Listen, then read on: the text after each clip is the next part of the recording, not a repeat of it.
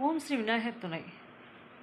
அதாவது ஒரு ஸ்டேபிளான ஒரு ஜாப் இல்லை, பிஸ்னஸ் வந்து லாஸ் ஆகிக்கிட்டே இருக்குது, ஃபினான்ஷியலாக ரொம்ப டல்லாக இருக்கீங்க அப்படிங்கிற பட்சத்தில் வந்து நீங்கள் முருகன் வழிபாடு பண்ணுங்கள். மலை மேல் இருக்கக்கூடிய முருகன் வழிபாடு பண்ணால் மிக சிறப்பாக இருப்பீங்க. அதே மாதிரி ஒவ்வொரு பௌர்ணமிகளில் வந்து பார்த்திங்கன்னா கிரிவலம் சுற்றி வர்றது மிக சிறப்பு. ஏன்னா இதோட தாற்பயம் என்ன கேட்டிங்கன்னா, மலைங்க வந்து மேசராசி தான், அந்த அதிபதி வந்து செவ்வாய் பகவான் தான். சரிங்களா? அந்த செவ்வாய் பகவான் காலச்சக்கரத்துக்கு 10ஆம் இடத்துல வந்து உச்சம் பெறக்கூடிய அமைப்பு இருக்குது.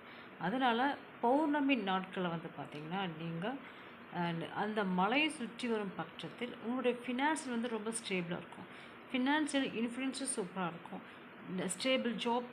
அதே மாதிரி பார்த்திங்கன்னா நல்ல மணி இன்ஃப்ளூயன்ஸோடு இருக்கிறதுனால பிஸ்னஸும் ரொம்ப நல்லா டெவலப் ஆகும், சூப்பராக இருப்பீங்க. 3 முறை வந்து பௌர்ணமியில் வந்து கிரிவலம் சுற்றி வந்ததுக்கப்புறம் விட்டுறாதீங்க, தொடர்ந்து பண்ணிக்கிட்டே இருங்க. சரிங்களா? அதாவது குறைஞ்ச 11 பௌர்ணமிகள் பண்ணும் பட்சத்தில் உங்கள் வாழ்க்கை ரொம்ப சிறப்பாக இருக்கும்.